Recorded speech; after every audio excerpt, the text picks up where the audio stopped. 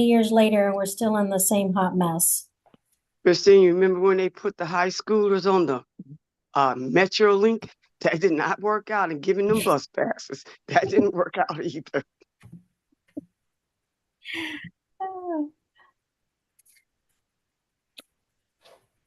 I'm praying for everyone. Yeah, that's what we need right now. Plenty of prayers. Okay, we are live. Okay, I'm gonna call the meeting to order for the Public School Retirement System of the City of St. Louis. The Board of Trustee meeting, August 12th, 2024, and it is 4:39 p.m. And I'll start off with the roll call, Sue. Angela Banks. Christina Bennett. Present. Lois Cross. Present. Sheila Goodwin. Emily Hubbard. Present. Shanice Johnson. Present. Yvette Levy. Martell Mann. Bobby Richardson. Albert Sanders. Present. Doris Walker. Present. All right, so we do have 6, enough for a quorum. Okay. Next order of business is the approval of the minutes of the last meeting. That would be under tab 1, Board of Trustees regular meeting, June 17th, 2024. Is there a motion to accept? Make a motion to accept the minutes from the June 17th, 2024 board meeting. Is there a second? Second. Okay, it's been moved and properly seconded. All in favor? Aye. Aye. All opposed? The ayes have it. Okay, next we'll go to the reading of communications to the Board of Trustees. Executive Director Kane, do we have any of those items there? We have not received anything. Okay, next, presentation by interested parties. Do we have anything in that regard? We do not. Okay, consent agenda. Approval of retirements and benefits July and August of 2024. Can I get a motion to accept those? Since Bobby's not here, I will make a motion to approve retirements and benefits from July and August 2024. Is there a second? I second. Okay. Okay, all in favor? Aye. Aye. Opposed? Ayes have it. Next, approval of refunds and bills, June and July 2024. Is there a motion to accept? I make a motion to accept the approval of minutes of bills. I make a motion to accept the approval of our bills for the month. Second. Okay, it's been properly moved and seconded. All in favor? Aye. Aye. Aye. All opposed? Nay. Okay, we have that approved as well. No, Lewis, Yes, Albert did the bills. You did not do refunds. I didn't. Okay, I'm sorry. And next we'll go to approval of refunds and bills for June and July 2024. Is there a motion to accept? I make a motion to approve the refunds for June and July 2024. And the bills? And the bills. Yeah, we just did the bills. We just did the Okay, bills. I'm sorry. Okay, so it's been moved and properly seconded. All in favor? Sign of aye. Aye. Okay, it's passed. Madam Executive Director, do we have any unfinished business? I don't have anything. Okay. Now report of the chairperson. I was able to attend a meeting in Berkeley, California, just about approximately a month ago, along with Chairman Christina Bennett and Chairman Dr. Albert Sanders. Two other board members attempted to make the trip to Berkeley, California, University of California, and of course they chose to fly with Delta, and they had all kinds of problems. And that was Trustee Bobby Richardson and Sheila Goodwin. So they were not able to attend. But I can honestly say that it was a very enlightening conference, and you all will hear from us later. But a lot of interesting information that was shared at that meeting, and in particular, the former governor of the state of Michigan now has a firm that does protection of systems, and he covered all the pitfalls in systems. And I'm going to see if I can get him to come and speak to the board. It's very enlightening to hear all of the different ways that people are hacking into computer systems, and I know that all of us are aware of it. If you can hack into airline systems and cripple the airlines worldwide, then no system is safe, and so you just have to hope and pray and have the right system. And when something happens, of course, just take the necessary precautions to make sure that that doesn't happen again. I did also want to say that we are still hoping that we can get some traction on our pension system, and we're hoping that we can have meetings with the school board in that regard. And so that also is just a work in progress, and we hopefully will get some information pretty soon in terms of what the long-term proposal is to rectify our system, which is, at this point is in need of some adjustments due to the board voting in 2017 and the bill being approved for 18 to take 0.5% less from the school board into our that they pay into our pension every January. And so at this point, I think, if I'm not mistaken, Executive Director Kane, it's approximately $30 million that we have lost from the school system that they normally would have paid into the system. Is that correct? Yeah, that's from all the employers that would have paid in if we had been using the actuarially determined contribution rate.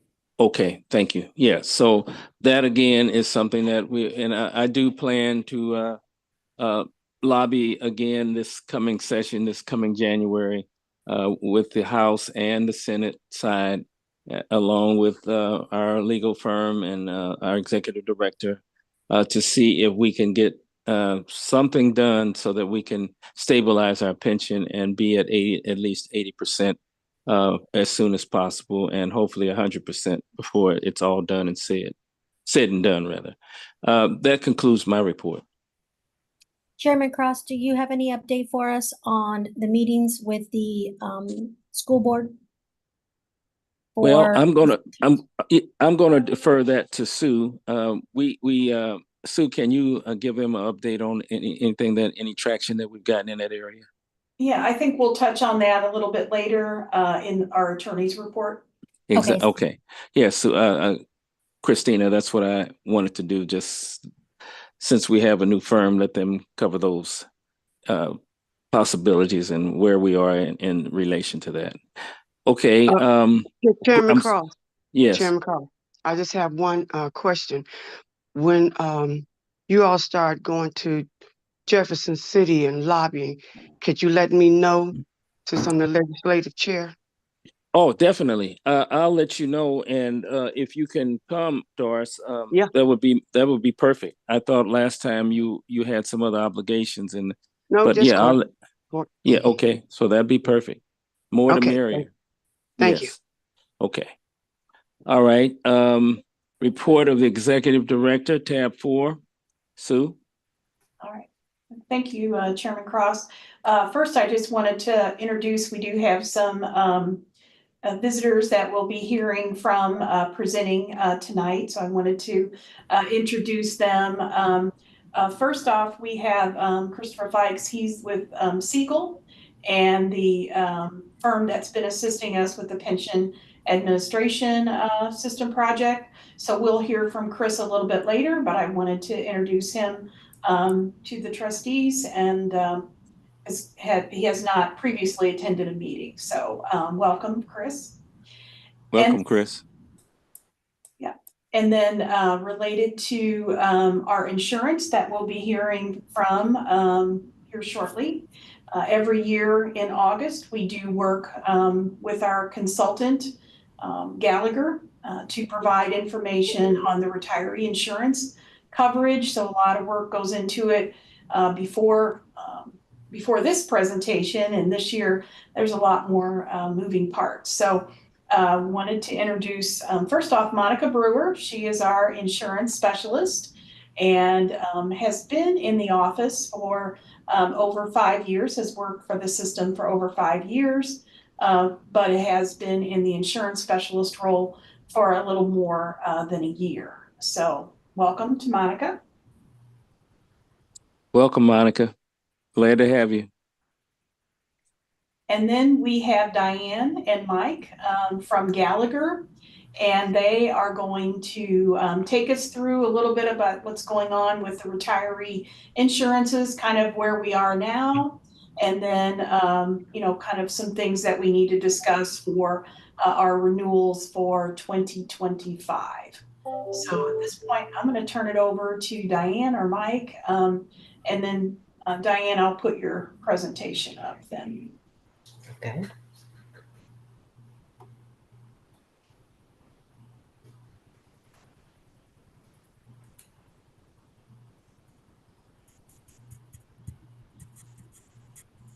So whenever you're ready, Diane. I don't see, oh, there it is. Okay. Okay. Hi, everyone. It's been a year. We actually did visit with you last year, so it's great to be back again. Mike and I are still working with the group. We're working closely with Susan and Monica, Modernton benefit plan performance. We're looking at the renewals. We've done an RFP for dental this year. We negotiate with the insurers on behalf of the public school retirement system of St. Louis. We coordinate coverages. We make recommendations to the board. And just to refresh, we have two parts. We service the group in two parts. We have the consultant side, and then we have the communication side. So we have Erica and Tina, who is part of the communications team, and they actually work with Sue and Monica on stuff like the annual report and open enrollment materials. So that's the Motley crew right there. So we can go ahead to the 2024 renewal and review, because I kind of just went through that quickly. So basically what we want to do is just give you a look at, okay, reminder, this is where we are this year. So with St. Louis Public Schools, you have a base and a buy-up plan, renewed with United Healthcare and Express Scripts. No plan design changes, but you did have an increase in premium this year. Mike, was it what, 5.6 average or something? Yes. Okay. I think it was 5.8 last year. 5.8. Something in that ballpark. Yeah. Okay. And then the public school retirement system of St. Louis, the medical, an RFP was conducted a few years back, and through that RFP, it was negotiated for a 3-year agreement with no rate changes through December 31st, 25. A little bit of a change in plan on this, and we'll get into the specifics in a few slides. Regarding the dental also went out to RFP a few years back. The coverage moved from Delta Dental of Missouri in January of 2022. The rates were up at the end of this year. So what we did was we went out to market. We did a formal RFP. We went out and we solicited bids, and we'll give you an update, and we'll give you some details into that in just a minute as well.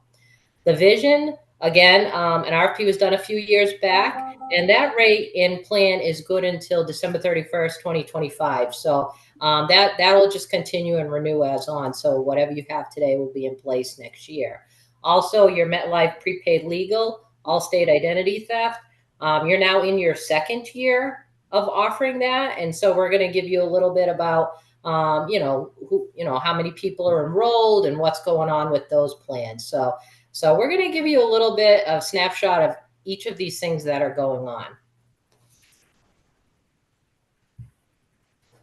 Next, we're just going to talk about the enrollment. So enrollment last year versus this year, so that you can see, we can talk about migration, movement, what's been happening behind the scenes.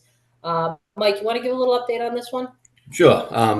And as you can see in the parentheses to the right is where you were last year.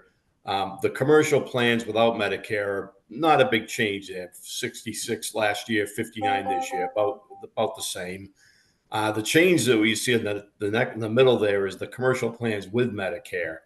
These folks are eligible to enroll in the Medicare Advantage plans, and an effort's been made with a lot of very targeted communications to show people the advantages of the Medicare Advantage plan, and that has resulted in some migration. You see that the numbers for that went from 378 total down to 217.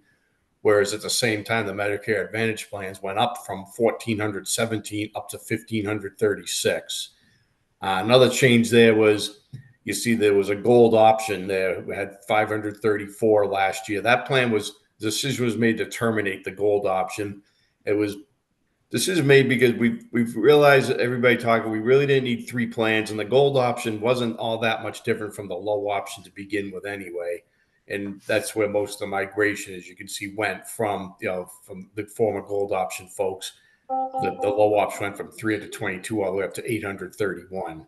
So between that and the targeted communications to the people in the commercial plans who are eligible for Medicare Advantage, we are getting a higher enrollment in the Medicare Advantage plan. So the communication has been working fairly well, we think.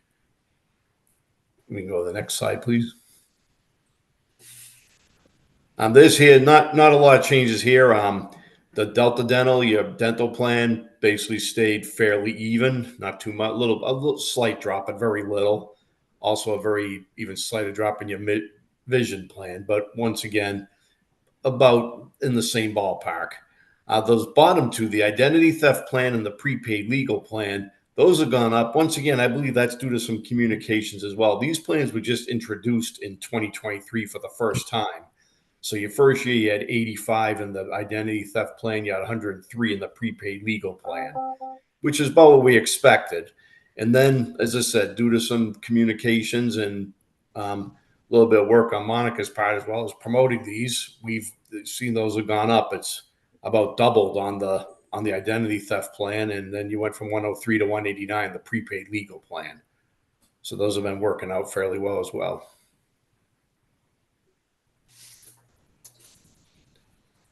So we mentioned we went out to market for the dental. So the dental is up January 1st. So we decided to do a market check.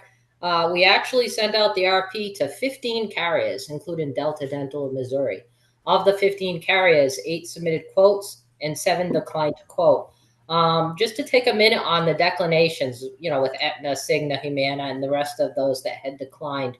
Most of it is because when you're quoting dental coverage, they're quoting certain markets. They're targeting certain markets. Like some carriers don't like municipalities. Some carriers don't like retirees. In this case, there was two points that they were declining on. One is the ratio of retirees. It's a full group of retirees. And a lot of the carriers just are not comfortable dealing with quotes that are entirely retiree population.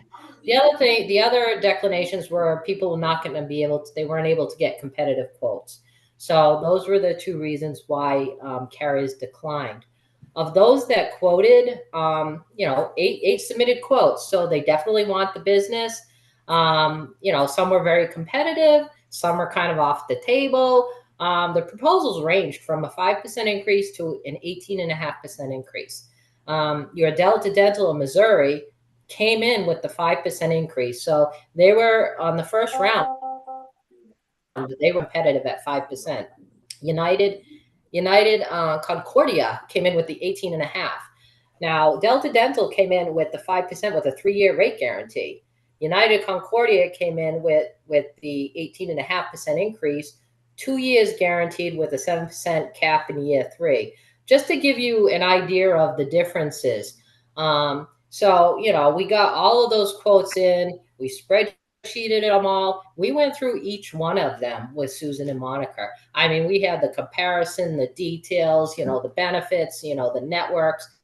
So with financial, obviously we're looking, to get the best deal. We're looking for guarantees. We're looking for competitiveness. Somebody that wants to, give the best rate. As far as benefits, you want to mirror the benefits that are in place, or you want to look at something, okay, mirror the benefits and maybe some improvements. What are some improvements that that the group might want to consider? What are the extras that they're offering? I mean, with every year comes new concepts, new ideas, new things. Network. So you're with Delta Dental Missouri. You have a provider network. So if we're looking at eight quotes, are they all? What's the provider disruption? Are all the providers going to be in the network?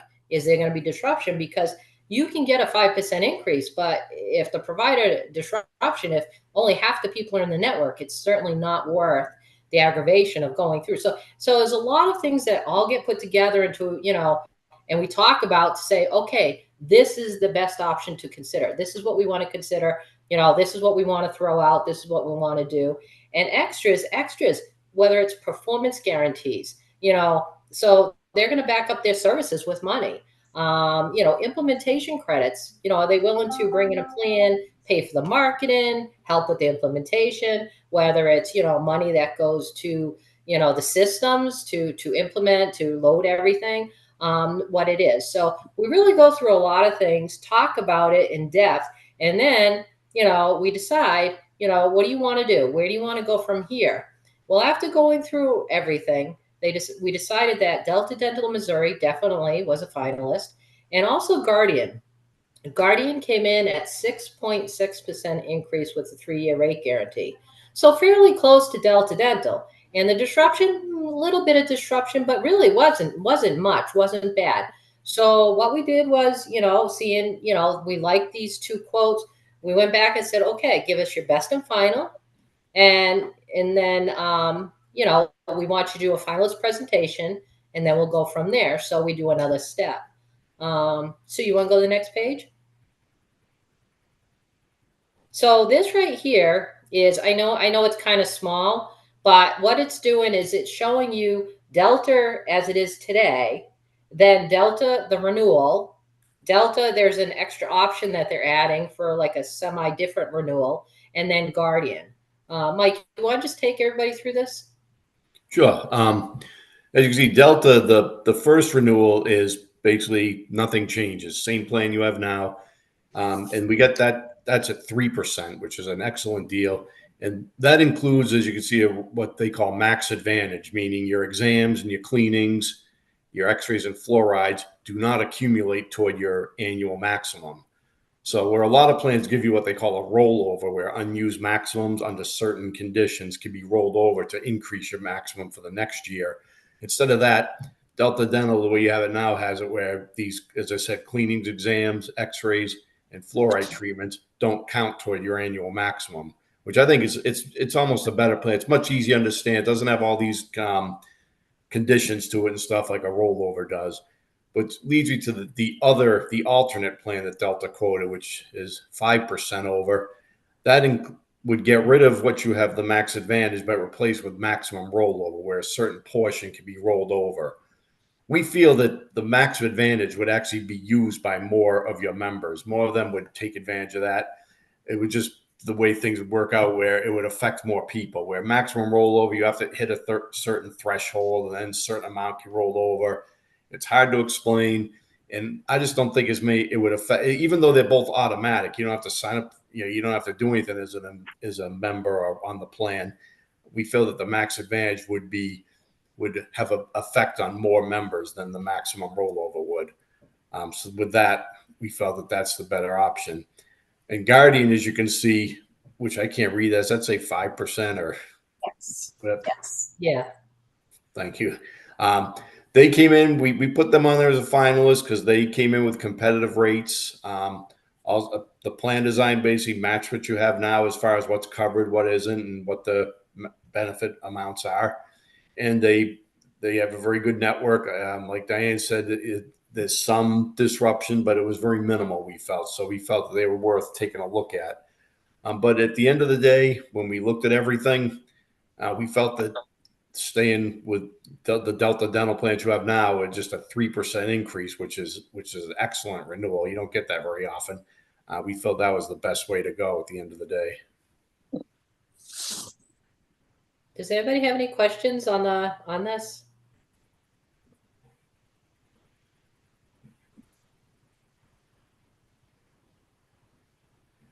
Okay, so we'll roll ahead. And Monica, your feedback overall about Delta has been pretty positive from the retiree group. Mm-hmm. Yep, it has. Okay.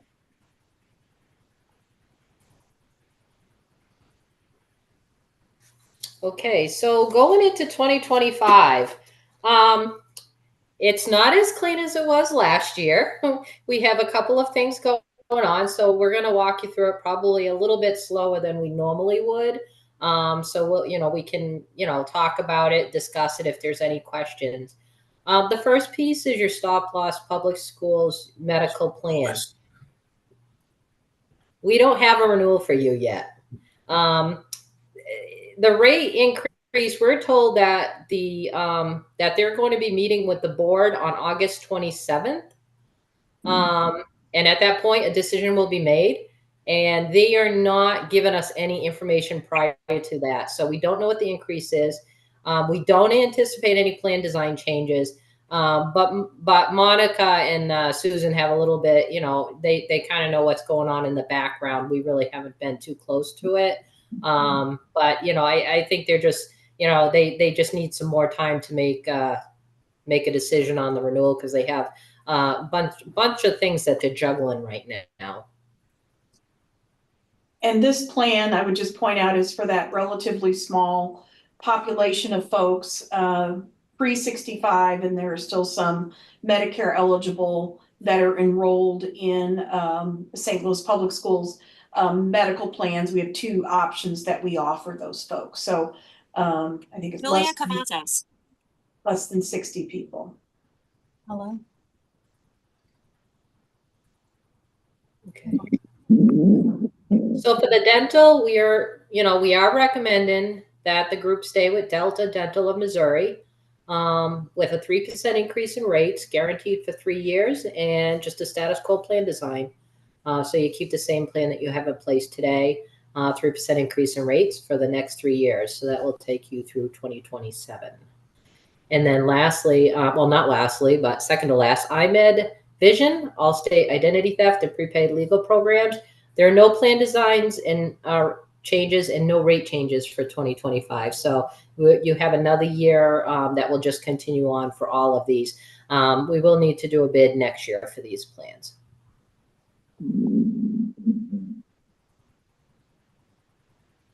Okay, so regarding the public school retirement system of St. Louis, this one is a little bit complicated, or I should say a lot complicated this year. So we'll kind of walk through it and explain to you what's going on. CMS came out with new legislation a while back called IRA, Inflation Reduction Act, and it is having a major impact on the cost of Medicare. And this is all brand new. United Healthcare was the very first renewal that we received. Since then, we have received one other renewal. But just to take you back in time, the current agreement actually had guaranteed rates for 3 years. $0 premium guaranteed for 3 years to take you through December 31st, 25. United Healthcare is not going to honor that. They are going to increase the rate for 2025. It's going from $0 up to $50 if you do nothing. We did try to negotiate that down. We were unsuccessful.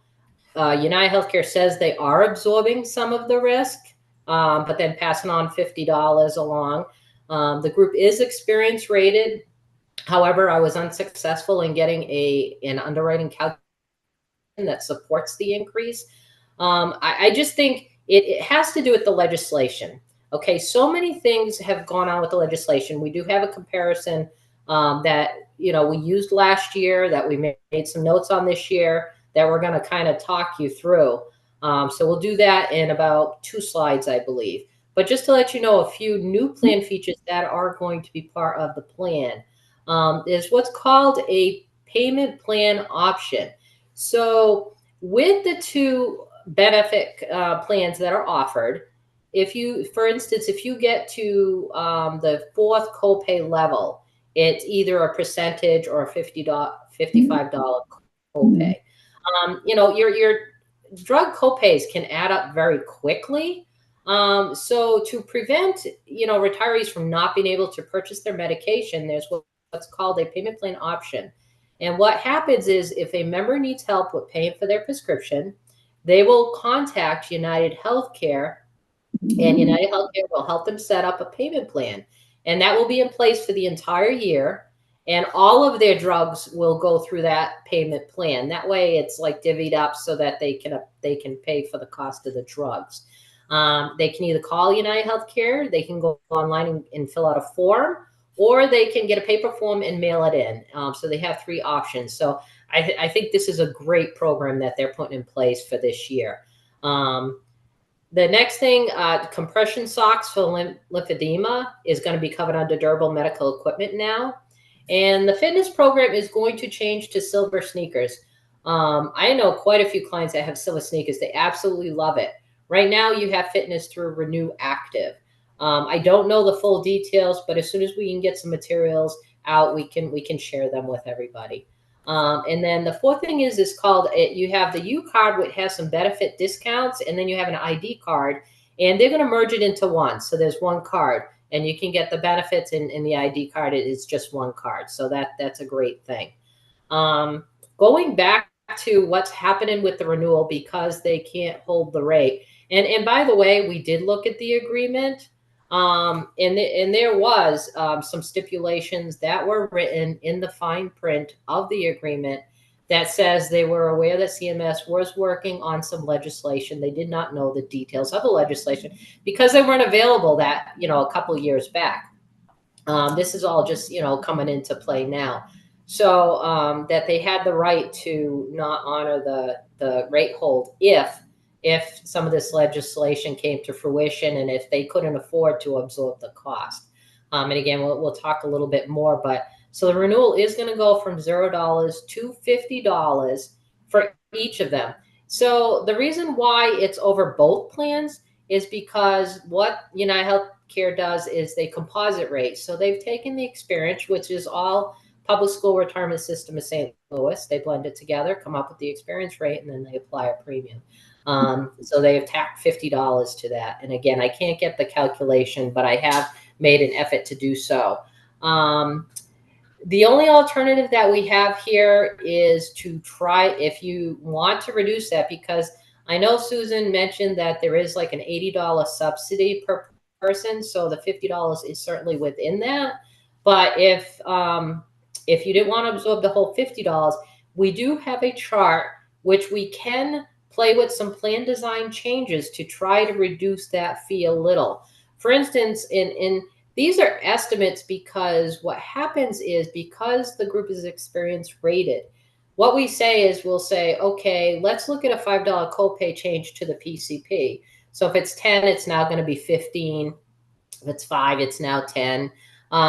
What happens is we tell United Healthcare, they send it to the underwriter, they look up your utilization for PCP visits, and they'll apply a decrement. So maybe, maybe more, maybe a little bit less, but it's going to be in, it would be in the $5 copay, range. So we could probably get it down to like around $45 if we were to think about adding a PCP copay. And then if you wanted to add a PCP $5 copay and then add a specialist $5 copay, that's adding in addition to whatever copay you're paying today. We probably could get about $10 off and bring it down to $40. Now, there are other options you can go for. There's deductibles, there's inpatient, there's outpatient surgery. There's other things that we could play with. We're just trying to pick up something that was kind of easy. So, if a retiree goes to, PCP visit, $5, an extra $5, in addition to, whether it's 10, it'll be 15 now. Something like that would be be understood and be able to handle. But certainly we can do whatever you want, totally open for discussion. We just wanted to just show you a few options and just get, start discussing it and let us know what you think, which way you want us to go. And when we get to the motion and we talk about that, it's kind of like an open, like a two-tier motion that we're going to talk about. Does anybody want to stop right here and talk? Mm-hmm. Well, and I guess I just wanted to point out, just for the trustees, just a reminder. So the system does provide $80 subsidy, so to all retirees enrolled in our plans. So with this proposed renewal premium of $50, this would not be a cost that the retirees would assume if we just apply a regular $80 subsidy. So that obviously doesn't impact the retirees. It would just impact our budget. Probably based on current enrollment, about $900,000 in 2025. Now, we used to pay this, it was more, we probably had more like $2 million that we would pay in subsidies, but because it's $50, we have fewer people in those SLPS plans than the cost of the subsidy has decreased. So that I just wanted to remind the trustees that we're really just talking about, do we want just to apply our $80 subsidy, or do we want to look at potential plan design changes, which would be passed on to the members and just, whatever is decided, as opposed to the system just picking up the full $50. So Sue, I have a question because I think that's a legal issue. I don't think that we can change the $80 supplement because once we grant a benefit, I don't believe we can pull it back. No, we aren't changing the amount of the subsidy. What we are looking at is asking United Healthcare to change the premium that they would charge us, and that would be based on making these plan design changes. Oh, I see. Because they're saying if you add these things, that will reduce the amount of premium that we pass on to you. Okay. Okay. So Sue, help me understand what the $80 supplement now, is it dormant? Is it being used for something? I'm confused. I'm sorry.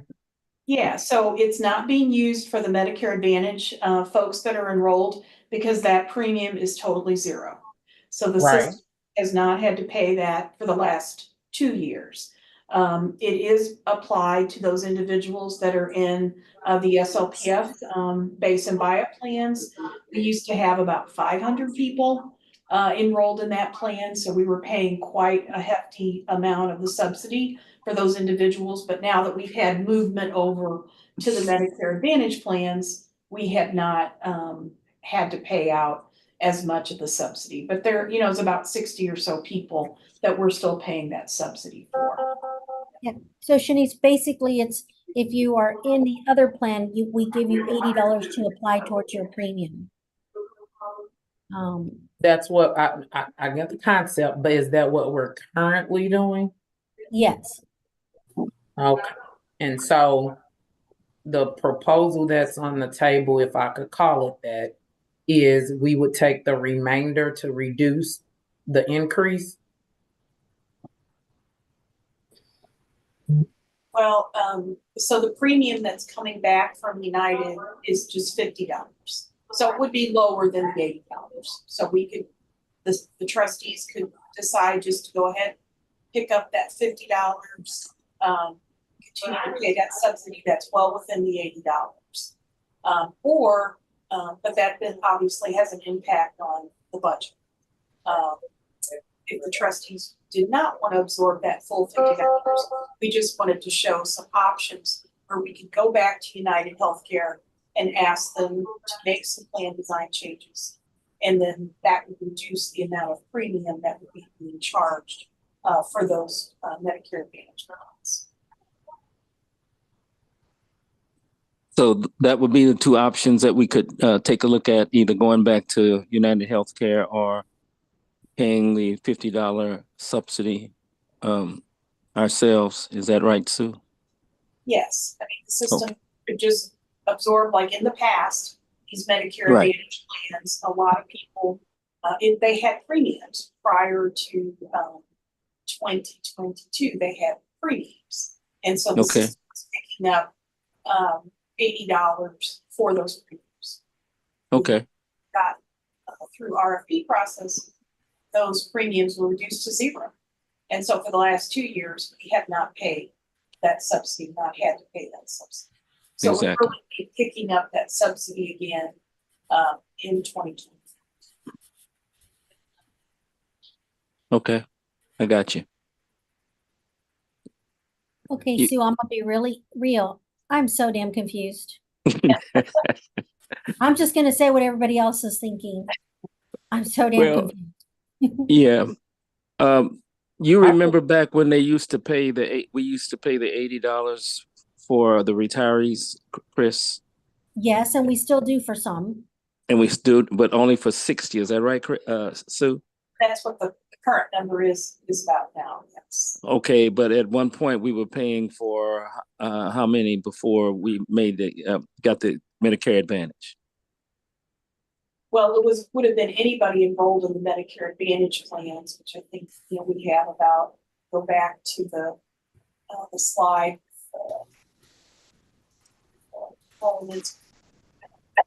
Yeah. Oops. Yeah. So, those enrollments, it's based on really, it's about 1,500 now. Right. It's definitely been growing. It's been working with those individuals who are Medicare eligible to move them over to these Medicare Advantage plans.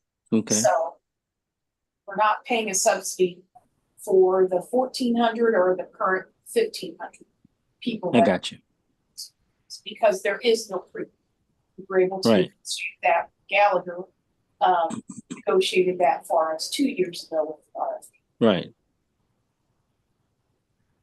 Go ahead, Chris. I was just asking a question because I want to make sure everybody's clear on all of this before we leave this. Oh, wow, it's clear Well, as I'm mud. not. I'm clear as confused mud. as confused can get. That's what I'm saying. It's open for questions so that we can finally understand all facets of it. Okay. Can I give it back in my understanding, Sue? So we already paid a subsidy, if you stay on this screen, with the first group of SLPS sponsored United Healthcare commercial plans without Medicare, correct?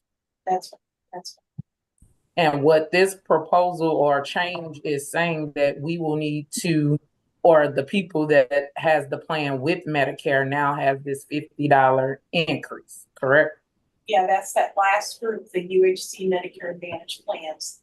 That last group of individuals, that premium is now going to be $50.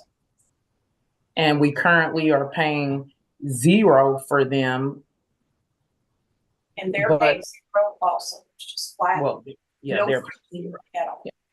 So then the increase of $50 is what the discussion is for those individuals who have the Medicare Advantage plan. And we need to determine whether or not we're going to do the full 50 or some variation of that. Correct? That's correct, yes. Okay, thank you. So Sue, my question is, whether it's the full 50 or not, if we decide to pay for it, then we can probably never pull it back again. Well, we will go out for RFP next year. So we were paying the $80, and then as a result of RFP, that's when it went, there was no premium. So we're not in the spot. The market's not really, Diane, help me out here, but it's not a good time now. We don't have the time. The market's kind of a little chaotic with this big change, but we are going out for RFP in 2026. So if we're able to negotiate again and get zero or less premium, then we go back to just paying a lower amount. Basically, your Yeah. benefit doesn't change. The subsidy's the same. It's just how much of it you'll have to use. Correct. Yeah, and just to reiterate what Sue just said, this year is not a good year to try to scramble and bid it, especially now at the last minute. Every single carrier is dealing with this CMS change for 2025, which we'll go over in 2 slides. But the cost impact to carriers is just incredible. And so all of them are trying to come up with how they're going to renew. I mean, we have guarantees, with other carriers. We heard from Aetna second after United Healthcare. Aetna is not honoring their guarantee, and they're going up 70% on their Medicare rates, even worse than United Healthcare. So, they're going to start trickling in now. But those are the types of things we're looking at. If we wait till next year, which is the time to do the market check next year, I think it'll be a little bit more stabilized because they will have gone into 2025, start dealing with new payment methods, start dealing with new maximum out of pocket and all the changes, and we'll be able to get more solid quotes next year. So, Okay. Our recommendation is to, either take the $50 or, maybe a smaller version and pass a little bit along through plan design changes to the retirees this year. And then next year we'll go to bat and see what we can find. Yeah. Doris, I think you had a concern or some concerns. Well, so far, Shanice explained it beautiful, like she always does, for us to understand certain things, but I'm still confused. Are the retirees have to pay more, or it's going to stay less, or it's going to be down? That's my confusion. Because I'm a full retiree. And it seems like they're talking about the ones that's a retiree, but still working someplace else, or plain out simply a retiree. Because if it's an increase, the retirees can't afford it. Unless y'all thinking about that COLA that Social Security getting ready to give them. I'm just confused. That's all I am. So the premium would be for those individuals, first off, who are enrolled in the Medicare Advantage plans that we offer. So it's about 1,500 folks out of the 4,200 retirees that we have. So it wouldn't be all retirees, it would be just those enrolled. Since the system has that $80 subsidy, the trustees could say, let's just go ahead and we'll cover the $50 premium with that $80 subsidy. If the trustees wanted to have a little of that increase passed on through increased co-pays, then that's the second option. So I'll make a recommendation to just renew $50 with current plan design. Then what, we pick it up, Chris? I'm sorry, I just said that I recommend the first option on the bottom bullet, which is renewal of $50 with current plan design. Because I don't want to hit retirees with a small $5 increase here this year, and then they might have an increase again next year. So at least we're safe for 12 months. It's going to impact our budget, but that's okay. And then nothing is going to be the same next year, whether we like it or not. Increases will have to be implemented. So instead of getting shot twice, I'd rather get shot next year. And it's possible it might be more favorable next year. Could be, given the market conditions, it might be. Yeah. Can I say I'm all for universal health care? For real. Yeah. So Doris, did you get a better understanding, or you still have questions? I'll wait till we all meet. I'll do my questions then. Okay. How about you, Shanice? Oh no, I fully understand now. Okay. Thank you. And I agree All with right. your recommendation, Christina. I do too. Just we absorb it this year, and then we'll look and see what's going to happen next year. Okay. And then that way the retirees won't have to pay any additional $50 for this coming year. And then we'll see what happens as the insurance brokers have discussed. Maybe something will happen better, and hopefully it will. Okay. Diane, did you have anything else? You want to move forward with the presentation? Yeah, we can go ahead and move forward. The next slide is just a placeholder because again, what we would normally have is that big chart for you. We don't have anything yet, so it's really just a placeholder. So you can move forward, Susan. All right, so this is the benefit comparison that we showed last year. Last year it had the gold on it, remember, and we terminated the gold and we migrated everybody over. And again, I know this is a little bit smaller, but just to give you some idea, you had 561 people in the high option, and you had 322 in the low option. You now have 705 people in the high option and 831 in the low option.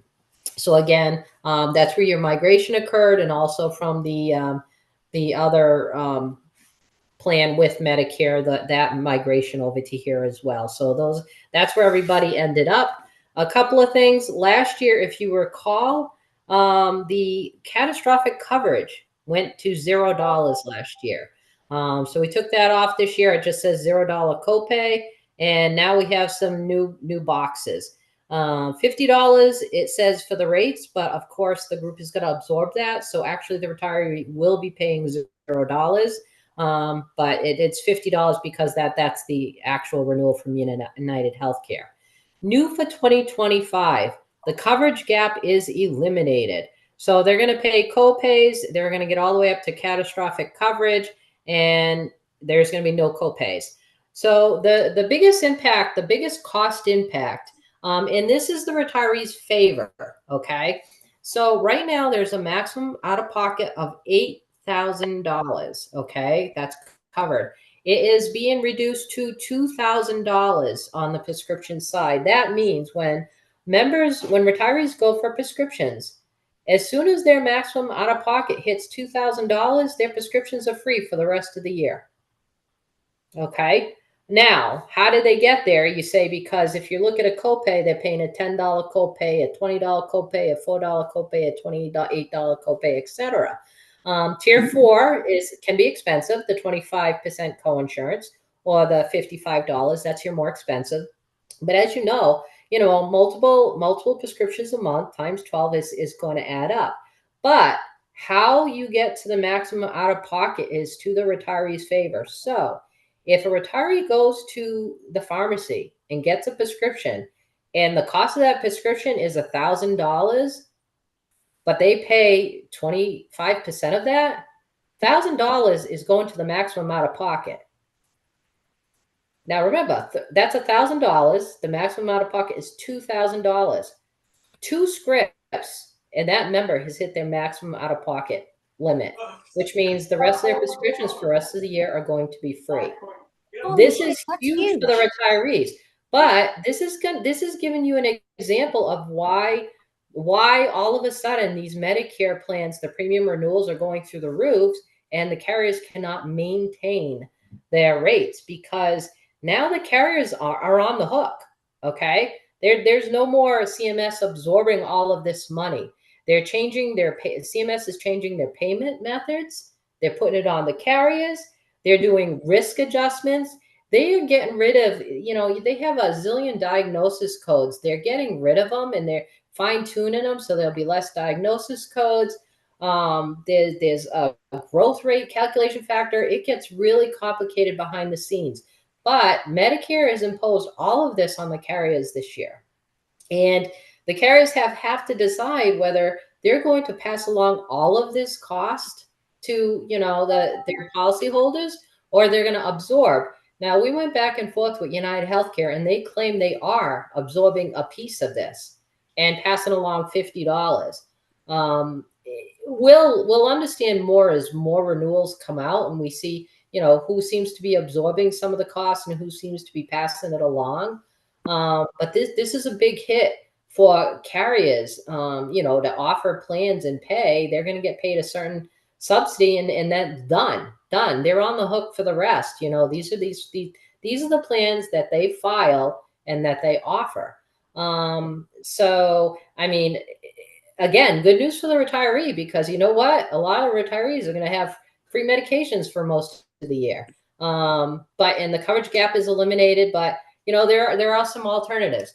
There are some new parts to the program. You saw the over to the right, the Medicare prescription payment plan, which is really great idea. So if, you know, the member does have to pay, you know, some of that $2,000 or whatever, they can again apply for a payment plan and be able to pay their script over the course of the 12 months. So nothing else is changing. The plan design is basically staying in put. There's just the mechanism on how the Medicare and the plans work is changing. So Diane, did you understand a little bit of it? Yeah. Do you believe that if these plans are being pushed back by Medicare, that now the effing private sector will now want lower prescription costs from some of these drug makers, right? To be mandated at a certain minimum level, like insulin or whatever, instead of, you know, allowing, you know, private markets to set their rates and you know, pass it through to consumers. If some of these insurance plans are going to have to eat this cost, and they're the ones that are going to be arguing for $35 insulin. Yeah, absolutely. They are targeting the drugs. They're going to start capping what the drugs can charge. So yes, they're going after all of these pharmaceutical companies in that. Well, that's good. Mm-hmm. I mean, that's a big win, but it's going to take, Diane, it's going to take a lot of explaining for that, because when they see that 2,000, they're going to be like, what? That's $167 a month for me. If, you know, basically if it's to 2,000 for the year, but we're going to need some really good descriptions on that to be able to understand that. Yeah, we'll do some, maybe if we need some extra educational sessions, we could try something. But remember, okay, so if the drug is $1,000, the member pays 25% of that, or $55.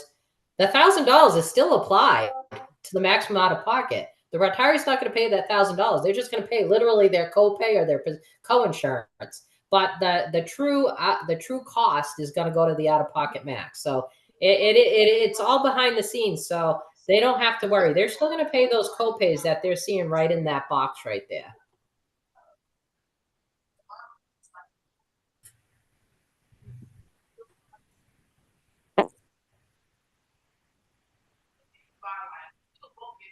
Move forward, Diane. Any questions? Are we good or okay? Prepaid legal. You want to talk about this, Mike? Sure. This is just a brief overview. Since these plans were just put in place in 2023, we just wanted to show, you know, figure out the utilization. Was it being used or not? And as you can see, there is definitely get some utilization here. Prepaid legal can cover a lot of services: money matters, real estate, estate planning, just like you see on that column to the right. As you can see, though, there's savings based on the top box of 2023. The cost, what they're saying is what all the services that your members used it for, they estimate the cost would have been $111,000. But by going through this plan, they estimate there was savings of $90,000. So for what they're paying to be on this plan, they're basically getting services for a lot less than what it would cost if they would just pick up the phone and call a lawyer direct and without a plan and to go straight on there. Now the bottom box, 2024, that's just 6 months worth. So while the numbers look less, keep in mind the top one is a full year. But as you can see, just 6 months into the year, and there's already $60,000 estimated in savings. So almost more than half of the full year of the first year. So there's definitely getting some use. And then the types of services that were mostly used by your members tended to be family matters, wills and estates, real estate, some traffic violations, and then stuff that fell into the other category, like affidavits or document review, that sort of thing. But mostly, as you can see, it's family and wills and estates and real estate that are being used the most by your members. And as I said, you can see the other thing, utilization, 93 claims were filed in the first year. Halfway through the second year, you already got 58 claims. Once again, more than half. So the membership went up, as we saw a few slides earlier. And not only are they signing up, but they're using this. So I think the communication have done well. That once people see what the services are provided for them, they're taking advantage of it.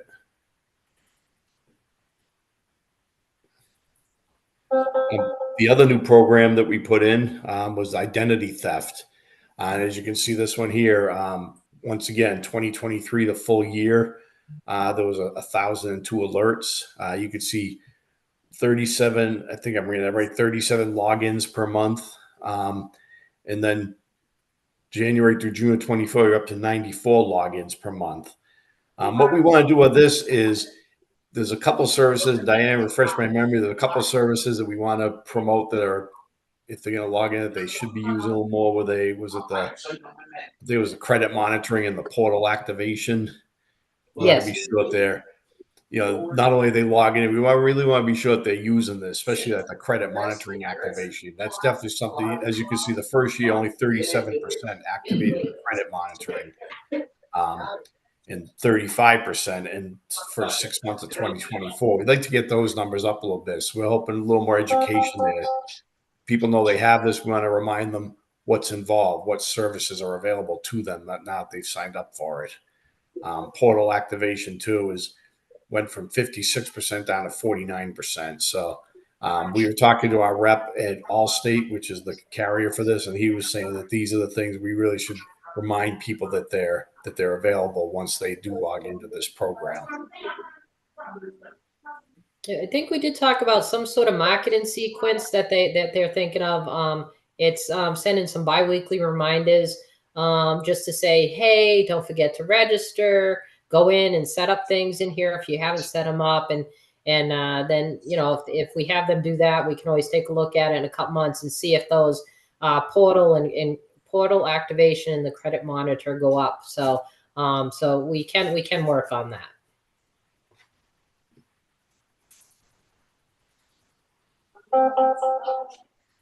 This is the open enrollment meetings, dates, and times that Monica has been working on. So like in the past, they'll have webinars and they'll have all the carriers from each of the vendors will get on there. They'll have a little presentation, a little Q&A. The sessions will be recorded and then put on the website so the member can view afterwards. Monica, do you want to add anything in here, or? No, I think you covered it all pretty well. Yeah, I think we'll go over everything on those dates.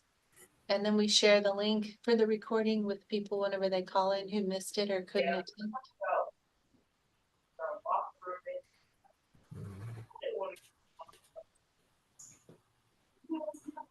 So I know we went over a lot of material. Any questions that you've thought of since we've gone through the slides, or?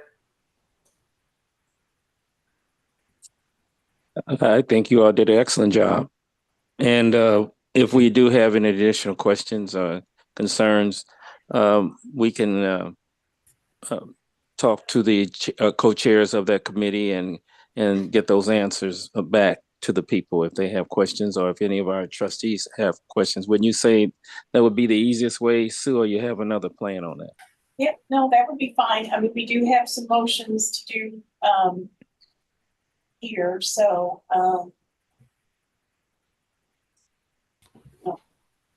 basically concerning the dental and the renewals, we typically, do have the trustees do some motions regarding our insurance. So Diane has included those at the end of the presentation. So there's four different motions. All right. So Sue, we're going to approve these 1, 2, 3, 4 in order here. You can do whatever order you like. Yeah, the last one is the either or, so kind of know what that last one is, but, Okay. yeah, whatever. So I make a motion to recommend renewing the Delta Dental of Missouri and continuing offering the same high and low option plans at a 3% increase guaranteed for 3 years till January 1st, 2028. I second. Okay, it's been moved and properly second. Sue, this is your committee. I'm sorry.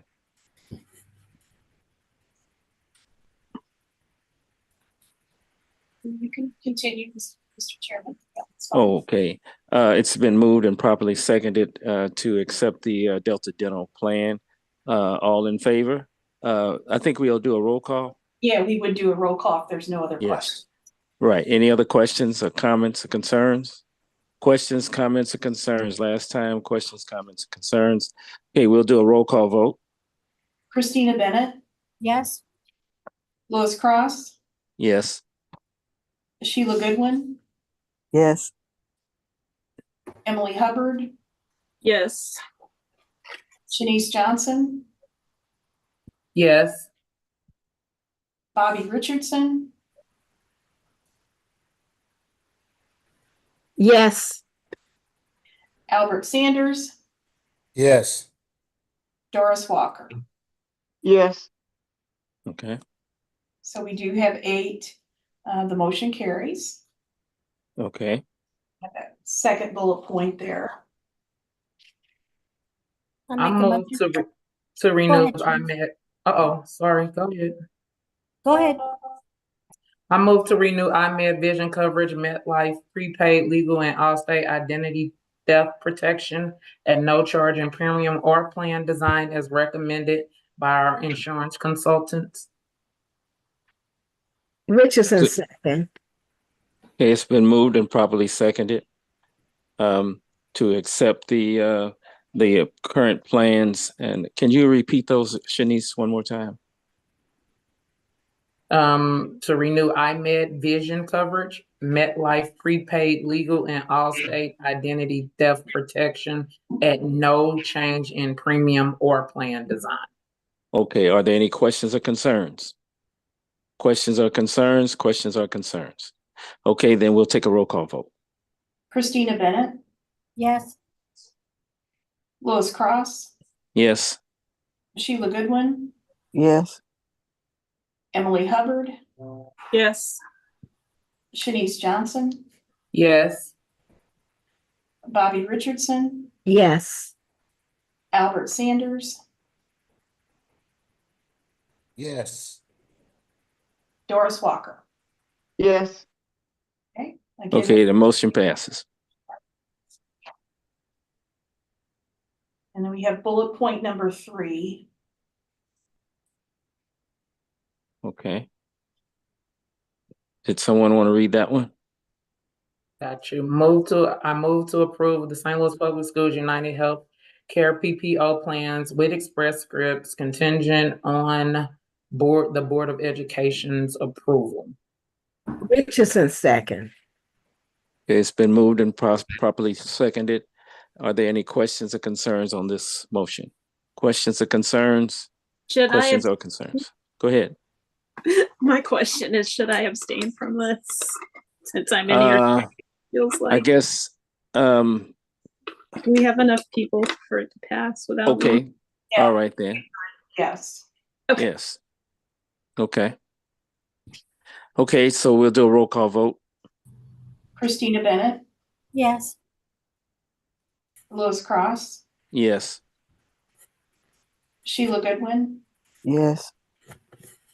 Emily Hubbard, Abstain. Shanice Johnson, Yes. Bobby Richardson, Yes. Albert Sanders, Yes. and Doris Walker. Yes.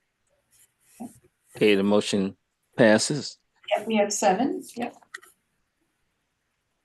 And then the last one would be that last bullet point and then the little sub bullet point, the first. Okay, somebody want to read that one? I move to Christina? read. Oh, I'm Oh. sorry, Shanice, go ahead.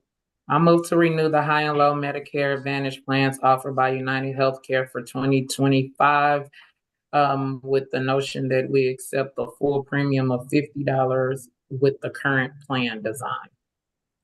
Is there a second? Bennett, second. Okay, are there any questions or concerns on this particular motion? Questions or concerns, second time, Isn't part of, third time? I'm sorry, go ahead, Dr. Sanders. Isn't Go part of ahead. the motion the or part as well? No. It's a or. Okay, I'm sorry. Okay, no, that's what it's for. I'll get any question. Any other questions or concerns? Questions or concerns? Okay, we'll take a roll call vote. Madam Executive Director. Christina Bennett, Yes. Lois Cross, Yes. Sheila Goodwin, Yes. Emily Hubbard, Yes. Shanice Johnson, Yes. Bobby Richardson, Yes. Albert Sanders, Yes. Doris Walker. Yes. Okay, so we have 8. The motion carries. Okay. So thank you, Diane and Mike, for being with us tonight, taking us through that, and really all your help throughout this process, and then going forward. You're welcome. Thank you. Yes. Have a Thank you wonderful all so evening, much. everyone. Excellent presentation. Thank you. Okay. And I had, Mr. Chairman, I had one other item that I needed to just review with the board. We had briefly talked about this at our June meeting regarding the business insurance. And at that time, we had proposals on the business insurance for the fiduciary and the crime liability. And I had mentioned that Gallagher, another part of Gallagher, was working on renewing the workers' comp and the property business owners insurance, moving that to the same time frame as the fiduciary and the crime. Those renew in July. The property and the workers' comp had been renewing in December. So at that time, we didn't have any details on it, but Gallagher has gotten renewal. And so it essentially just consolidates all those business insurances so that going forward, the trustees just have to look at them on that July renewal. The only one that would be off cycle, so to speak, is the cyber policy, and Gallagher will try to get that on. That one's a little tougher. Okay. But thought it would be easier to have them all renewing at the same time. So this would just be renewing now the property and workers' comp insurance instead of in December. So we're getting really just a very small increase on the property coverage, about 3%, and that's really just considering all the activity that goes on with insurance coverages, commercial insurance coverages. The 3% Gallagher had indicated was very good. And then the workers' comp, there's just a slight decrease in that. They always look at that every year. So if we pay those now, then we would not pay them again until July of 25. So we wouldn't have to, it's just basically paying it a few months earlier in the year. Instead of paying it in December, we have it in the budget for December, but we could just pay it now and then it's guaranteed through to next July. Okay. Do we need a motion for that too? Yeah, if there's no questions, I do have. Okay. Okay. Did one of the board members want to read that motion? I'll let you get it up there. Okay, as soon as it gets up. I'm sorry, Sue. That's okay. I didn't know if anybody had any questions, but. Any questions concerning the information that Sue just presented? Questions or comments or concerns? Questions, comments, concerns? Last time, any questions or comments or concerns? Okay, then, who's going to read the motion? Okay, sorry, I had to, my screen moved on me. Welcome to the club, Sue. Yeah. Mine moves all the time. Now they have to be able to read the whole thing. Oh, let's. All right, we have it now. Okay. Okay.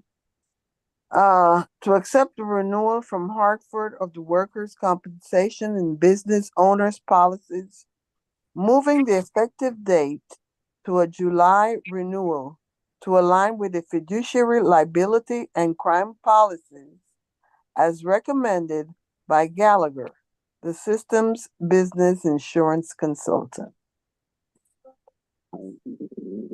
There's a second. Okay. It's been moved and properly seconded. Are any questions or concerns? Questions or concerns? Last time, questions or concerns or comments? Okay, we'll take a roll call vote.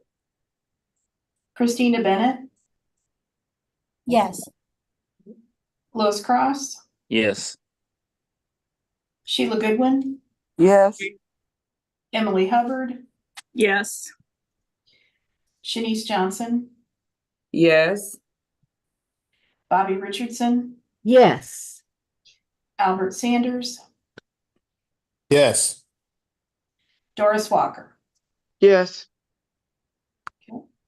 So again, we have yes, 8 yeses, the motion carries. So thank you for that.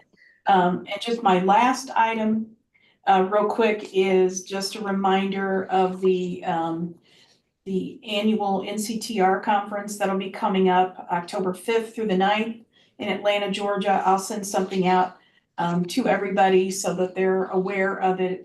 I've heard from a few people that are interested in attending, so if you'd let me know, probably by the end of the month, if you're interested in attending, then I'll submit those. When is that again, Sue? It's October 5th through the 9th. That's a Saturday. I think the full program starts on the 6th and goes through the 9th. Do you know what And hotel it's- they're holding it at?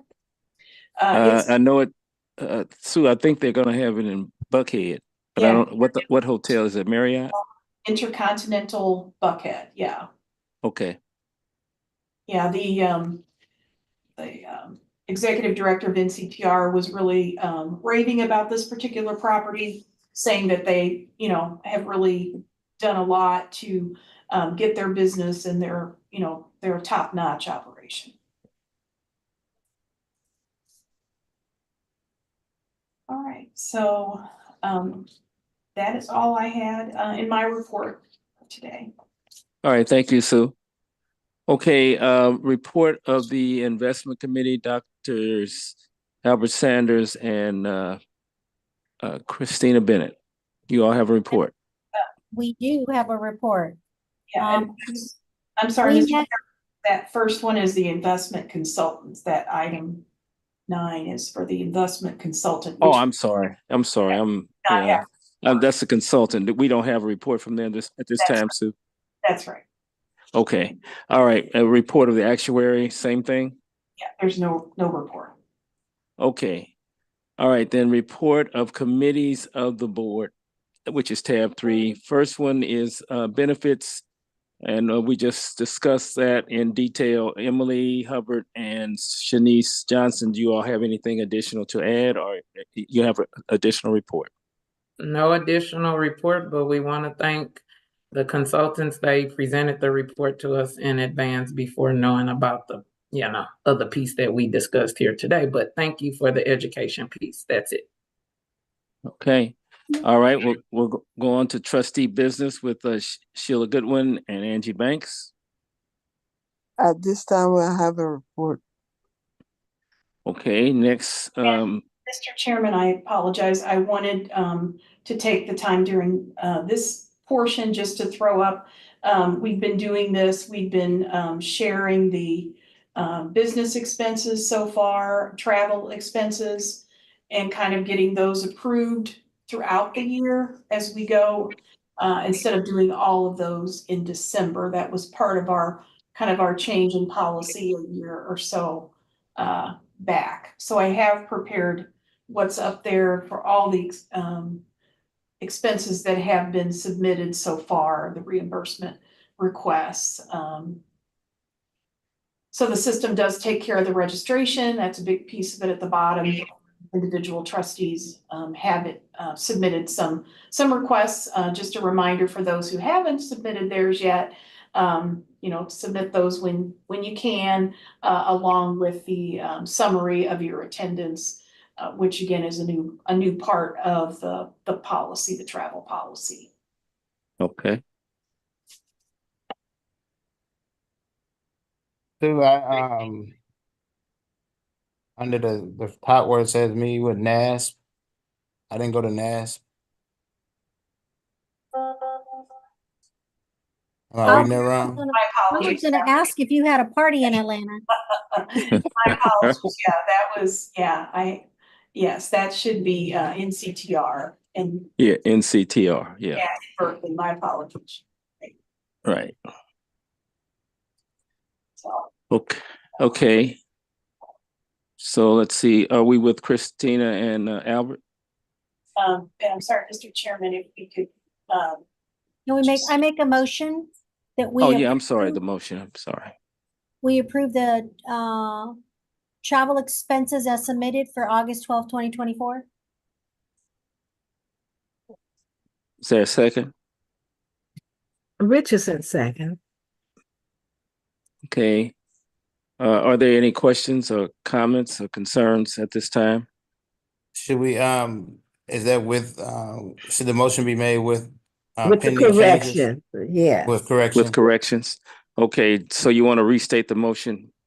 Yes, I will amend my motion to read to approve the travel expenses submitted for August 12th, 2024 with the adjustment that Albert Sanders sponsor trip, it says NASP for June 12th, 2024 should read NCTR 2024, and that would have been in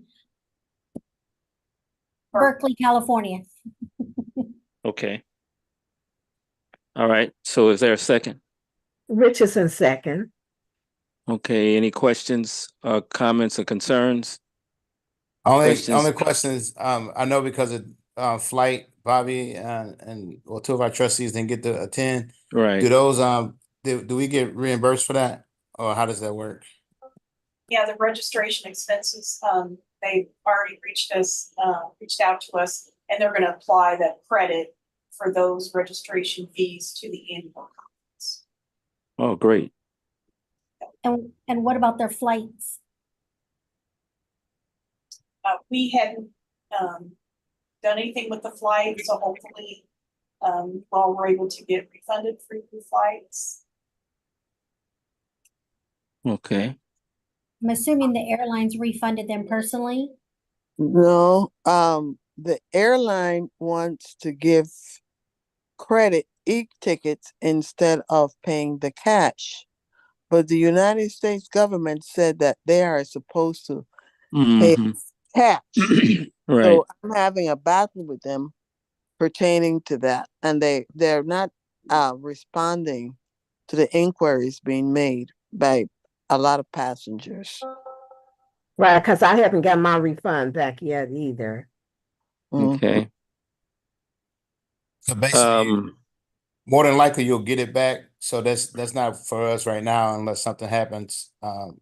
It's not for the board to worry about until after the fact to see if the U.S. government actually or the Delta pays you back.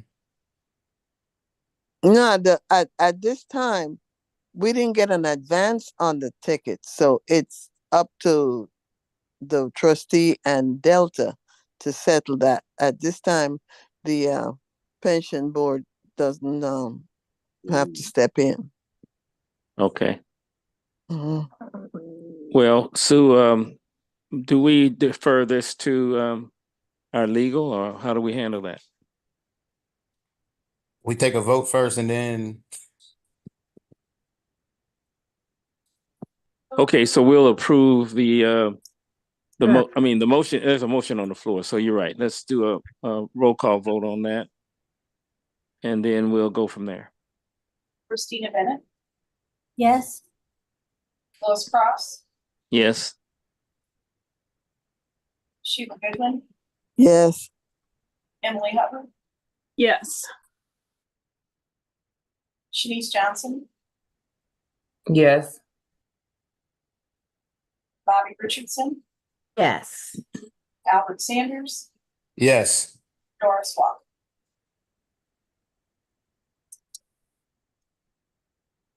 I think she had court, Sue.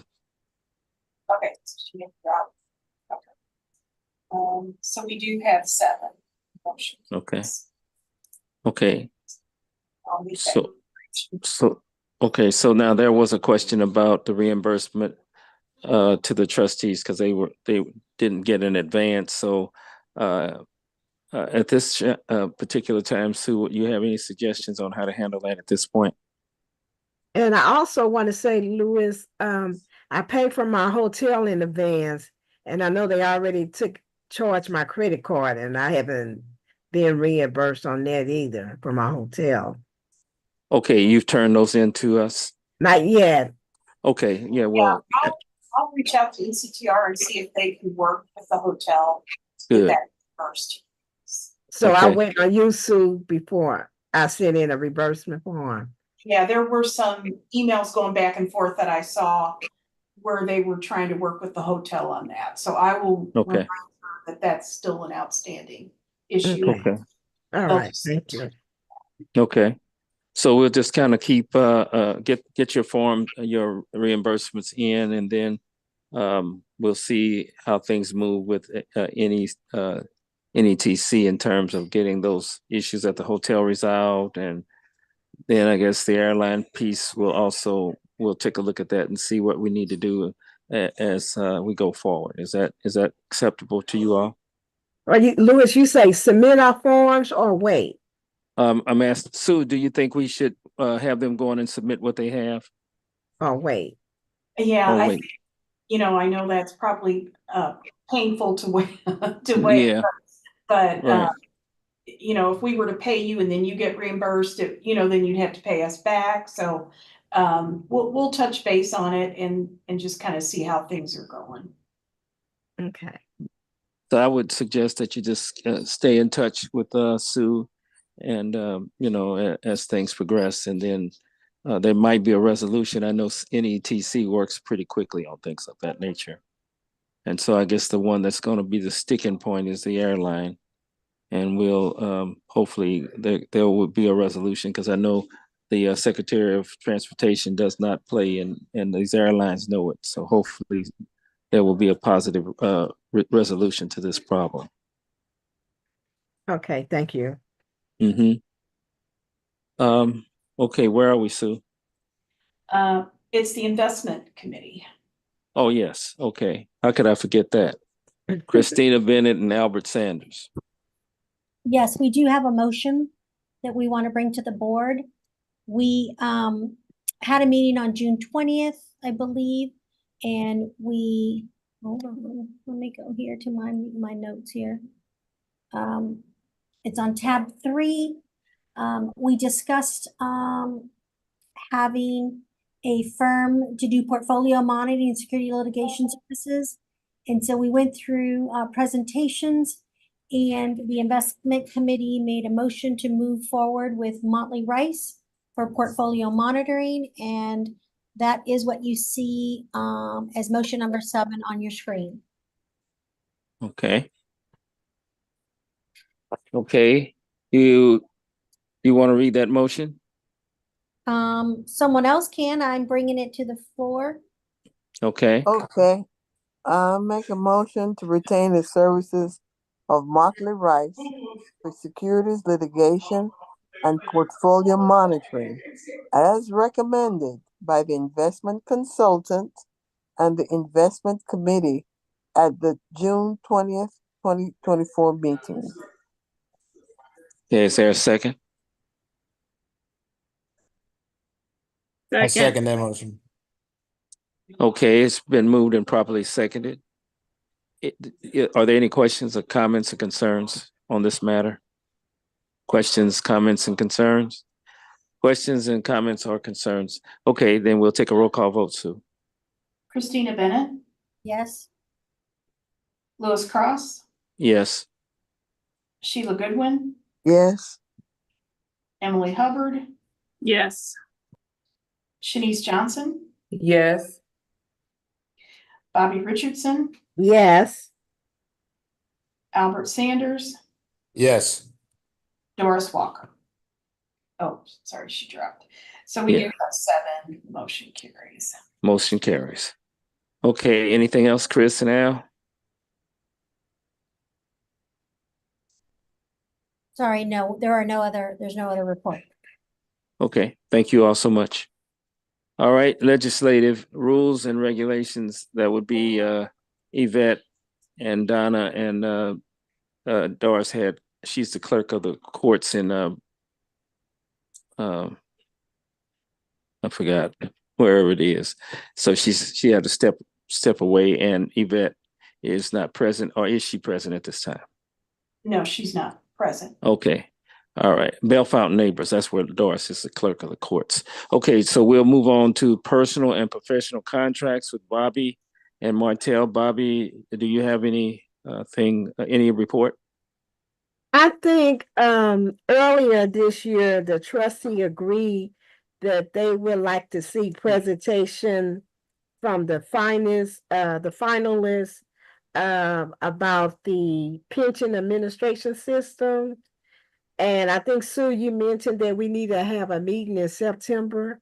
Is that something you want to update the committee on? Yeah, so we actually have Chris here from Siegel, and he's gonna give us a little update, probably a very high level update. If we want to talk in any more specific details, we can do that in the attorney's report. But Chris, welcome, and please go ahead. Thank you, Sue, and thank you to the trustees for inviting me to today's board meeting. Just a little bit about myself really quick. My name is Chris Fikes. I work for Siegel.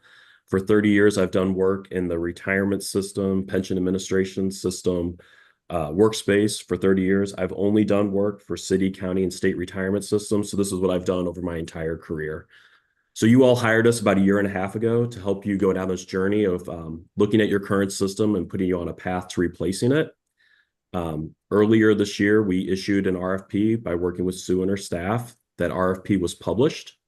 We received 4 responses from 4 vendors that we know in this marketplace. Working with Sue and her staff, we scored all 4 of those vendors. We reviewed cost and we tabulated that information. And there was clearly 3 finalists that stood out compared to the 4th finalist. Based on those 3 finalists, we invited them to do a presentation about their company to highlight their proposal, as well as a demonstration of their pension administration software. We had those sessions 2 weeks ago. After we saw the demonstrations and presentations, we did a final scoring of those 3 finalists, and we're now at a point where I don't want to talk specifics in this public forum, but we clearly have choices that we believe are viable for PSRS STL. We've also received best and final offers from all 3 of those finalists, so we know their final cost that they're proposing to do this implementation and provide out-year support for 5 years after the implementation. So that's a high-level summary. I'm happy to answer any questions and tell you what work we did to get there, or to kind of talk anything about those vendors or the scoring process or cost, but I didn't know how much to share in public. I'll take any guidance, Sue or trustees. Sorry. Yeah, we would be proposing, Bobby, just to kind of answer your question, to have some presentations with these finalists of the board that we would talk about at the Personnel and Professional Contracts Committee. We'll have to work with you and Martell on some dates to get those sessions, probably looking at 2 different dates to do presentations and then discussion of those presentations. And there was included in the packet some material. Again, if there's any questions about that, we can cover that attorney's report. Okay, and Sue, you're going to email us suggestion date? Yes. Okay. Okay. Thank Great. you. Thank you, Chris. Thank you all. It's been a pleasure working Thank for you, Chris. for the last 1.5 years, and you guys are going down a good path. So hope everything continues to go well. Thank you so much, Chris. Thank you, Chris.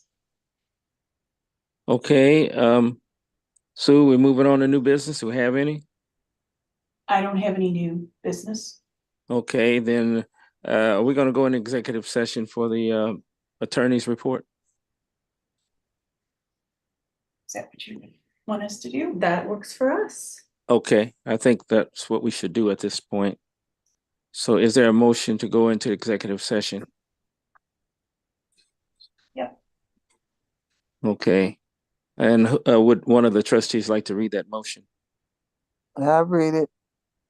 Where is it, Chris? Oh. Okay. A motion that we close the meeting and that all records and votes to the extent permitted by law pertaining to and or resulting from this closed meeting be closed under RS Missouri and 610.021 and 1 and 12 for the purpose of having a confidential or privileged communications with the legal counsel for the PSRSTL on legal or contract matters. Richardson second. It's been moved and properly seconded. Are there any questions or concerns before we go into the vote, the roll call vote?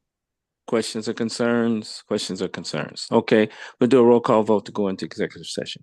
I'm Christina Bennett. Yes. Lois Cross. Yes. Sheila Goodwin. Yes. Emily Hubbard. Yes. Shanice Johnson. Yes.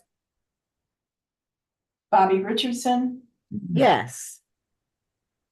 Albert Sanders. Yes. All right, so we do have 7. Motion carries. Okay. We do just a few things.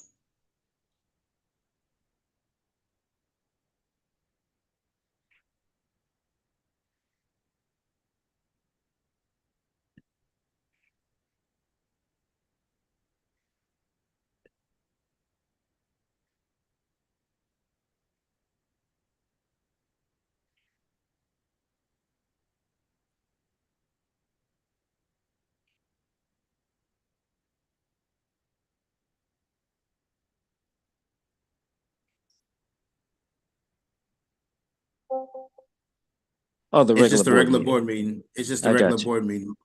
Okay. Right. I mean, I know people are asking different things, but we're going to support SLPS. I got you. That's important because there's people there are not technically going to be there. Okay. I'm being quiet now. Yeah.